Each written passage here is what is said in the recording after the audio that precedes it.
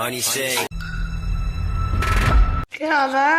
तो गाइज आज हम लोग बात करेंगे मशहूर singer, hip hop music producer और रैपर यो यो हनी सिंह के बारे में। हनी सिंह ने अपने उफंदे करियर और जवानी के शुरुआती दौर में रैपिंग स्टार्ट कर दी थी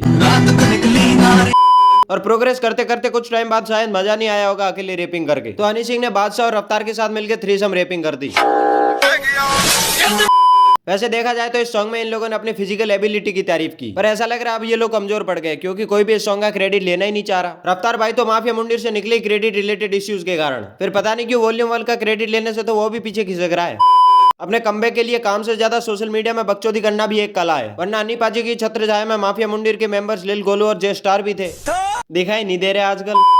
हनी सिंह का सिंपल फंडा ये है कि कान पे जो भी ना रहेंगे जब बात काम पे आवे, लेकिन उठ के कव्वाली कर दूं जब बात सोशल मीडिया पर बकचोदी पे आवे।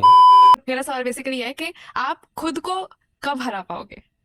मैं पता नहीं, खुद सोचा। अभी तो मुझे लगा ही नहीं कि पहले इतना कुछ किया, अभी बहुत कुछ करना है, फिर एक मकाम पे पहुंचेंगे, फिर उसको हराएंगे। अभी वो पुराना वाला मकाम तो कुछ भी नहीं है। जितना मैं टैलेंटेड हूँ, जितना मैं हार्ड वर्किंग हूँ, अभी उसके हिसाब से कुछ नहीं मिला। हनी सिंह इतने और नहीं है कि बात बादशाह की गांड मारने के बारे में हो या खुद की काबिलियत साबित करने के बारे में। बाजी कमबैक करने की जगह अपनी बातों से ही माहौल गर्म कर देते हैं। Honey Singh is like horn, बस लोगों के दम पर बजने का काम करते हैं, क्योंकि कमबैक के नाम पर जिस गाने ने कुछ तांडव मचाया वो भी लोगों ने लिख के दिया है। ठीक है, अगर मैं करूंगा तो I would say that I am motherfucking millionaire. Now right on it. तो लियो गया, लियो ने तकरीबन 15-20 मिनट में पूरा गाना लिख दिया।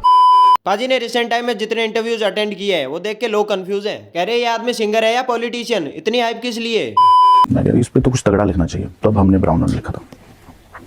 ब्राउन रंग आपने लिखा है? जी। सारे गाने मैंने लिखे थे, कोई घोस्ट राइटर नहीं था। अगर कोई कहता है कि किसी ने फलाने गाने लिखे, तो उसने आज तक अपने लिए क्यों नहीं लिख पाया ब्राउन रंग? आज तक अपने लिए अंग्रेजी बीट क्यों नहीं लिख पाया? जैसा गाना क्यों नहीं लिख पाया? देखो इनकी कंट्रोवर्सी बहुत लंबी है, हम नहीं जानते किसने क्या लिखा है, लेकिन हनी पाजी लॉजिक वाली बात करें तो फिलहाल कमबैक करने की बात आप कर रहे हो, और अगर आपने ही ब्राउन रंग लिखा है तो और लिख दो, बढ़िया कमबैक हो जाएगा। क्या बात, ये बात है। देखो एक छोटी सी कहानी है कि एक बार एक जंगल में एक सांप रहता है जिसकी दोस्ती छोटी उम्र में एक मॉनिटर लिजार्ड से हो जाती है। वैसे तो ये दोनों एक दूसरे के जानी दुश्मन होते हैं, लेकिन छोटी उम्र में दोस्ती हो जाती है और वो दोनों काफी समय साथ में बिताया करते थे और खेला भी करते थे। फिर एक दिन सांप गायब हो जाता है और मॉनिटर लिजार्ड भी उसको 1-2 बार देखने आता है, और सांप वहां पर नहीं मिलने पर वो वापस चला जाता है। काफी समय गुजर जाने के बाद वही सांप और मॉनिटर लिजार्ड एक दूसरे को देखते हैं, लेकिन वो एक दूसरे को पहचान नहीं पाते, इसलिए अटैक कर देते हैं। तभी आसमान से बाज की आवाज सुनाई देती है, लेकिन वो कहीं दिखाई नहीं देता। वो आवाज सुनकर सांप और लिजार्ड दोनों की गांड फट जाती है और वो झाड़ियों में छुपकर एक दूसरे को घूरते रहते हैं। अब गाइस इतना तो तुम्हें भी पता है कि मॉनिटर लिजार्ड की मोटी चमड़ी के कारण वो बाज पहले सांप की लेना प्रीफर करेगा, लेकिन इस बारे में उन दोनों को पता नहीं है, तो वो बस झाड़ियों में से एक दूसरे को आंखें दिखाते रह जाते हैं। अब ये मत कहना कि कहानी का सारांश समझ नहीं आया। हाँ, समझने में थोड़ी सी प्रॉब्लम होगी, उसके लिए एक क्लिप देख लो। अच्छा है अंग्रेजी बीट का ये वो ब्ला ब्ला, तो हनी ने मुझे फोन पे सुनाया। हां मैं अच्छा कहता भाई बादशाह है लड़का, उसने लिखा है, ब्रिलियंट है ये वो है ना, तो मुझे सुनाया ये वो। मैं कह अच्छा लग रहा है सुनने में कि बना के भेजो, देखते हैं कैसा बनता है ना। तो तब उसने बताया, तो तब मेरे दिमाग में इसका पहली बार नाम थोड़ा रजिस्टर हुआ कि बादशाह है लड़का, उसने लिखा है, वो बहुत अच्छा लगता है। ये हनी ने बोला कि भाई बहुत अच्छा लिखता है, कमाल है, बड़ी अच्छी चीजें लिखता है, उसने लिखा है वो। आपकी डॉक्यूमेंट्री में मैंने देखा कि आपने एक गाना सुन रहे हैं आप, अगर बताइए मुझे बदनाम कर रहे हैं, पहले कैसे गाने नहीं आते थे? दिन में लेती है, रात में लेती है। अब गानों के एग्जांपल दूंगा तो आप हैरान हो जाएंगे कि हमारे को बचपन से कौन कौन से गाने सुनाए गए हैं, हमारे सबकॉन्शियस में क्या डाला गया है, तो वही हम बनाएंगे ना, कुछ नया तो लेकर नहीं आएंगे। तो जो ठीक है, वहाँ सिंबल था ना, फूल कुछ फूल भी टाइप का सिंबल था, क्या, किसने आप तो एकदम स्ट्रेट। किसने बोला फूल वूल कहा था? ऐसा तो बिल्कुल नहीं था। बहुत सारे एग्जांपल मैं भूल गया। मैं अगर इस तरह के कोई तगड़े से इंटरव्यू में जाता हूं तो मैं 2-3 एग्जांपल याद करके जाता हूं।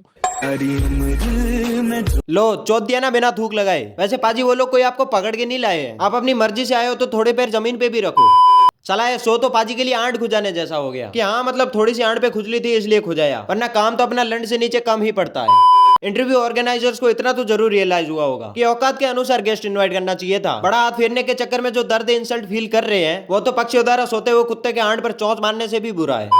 अच्छा एक और चीज मैंने आपके बारे में नोटिस की थी कि जब हम ये शो शुरू कर रहे थे आप बहुत कामली बैठे हुए थे, थोड़ा सा, क्योंकि शो जब हम तैयारी कर रहे हैं तो थोड़ा वक्त लगता है, लेकिन आप बिल्कुल पैनिक नहीं थे, क्योंकि एक इमेज आपको जो इंसान टीवी पे देखता है, आपको गाते हुए सुनता है, आपके गाने सुनता है, तो उतना अग्रेसिव देखता है, वो सोचता ही नहीं कि हनी सिंह ऐसे आराम से कुर्सी पे बैठ सकते हैं। वो मैंने देखा है और वो मेरे लिए बहुत शॉकिंग भी था। तो क्या चाहते हो तुम लोग, पाजी यहाँ पे स्टेज तोड़े? और पैनिक क्यों करेगा? तुम लोग क्या उसके नीचे बम लगा के सवाल जवाब खेलने वाले हो या कोई आतंकवादी टाइम बम प्लांट कर रहा है? अरे दीदी, सामने बैठा हुआ इंसान दिन में 4 इंटरव्यूज देता है, तुम लोगों का सोता उसके लिए ग्राम पंचायत की मीटिंग से भी गया गुजरा है। बहनचोद ये लोग चूतिया सवाल भी इतनी गंभीरता से करते हैं, सामने वाला आदमी सवाल से ज्यादा गंभीरता को इंपॉर्टेंस देके जवाब देता है। ये तो अच्छा हुआ पाजी ने यहाँ नहीं खुजाया, वरना वो तो ये भी पूछ लेती। मैंने आपके बारे में ये नोटिस किया कि आप बात करते टाइम बीच में बार बार अपने आलू बालू को टटोल रहे थे। क्या कुछ आपको कोई खुजली की सीरियस बीमारी है या फिर शौक से? आखिर में बस इतना ही बोलूंगा कि ये बस एंटरटेनमेंट के लिए था, तो कोई सीरियस ना ही ले। बाकी इस वीडियो का हर एक व्यू शायद मेरे को एक नया हेटर देके जाए। तो खेद एंड ऑलराइट गाइस, मिलते हैं बहुत जल्द, तब तक के लिए बाय।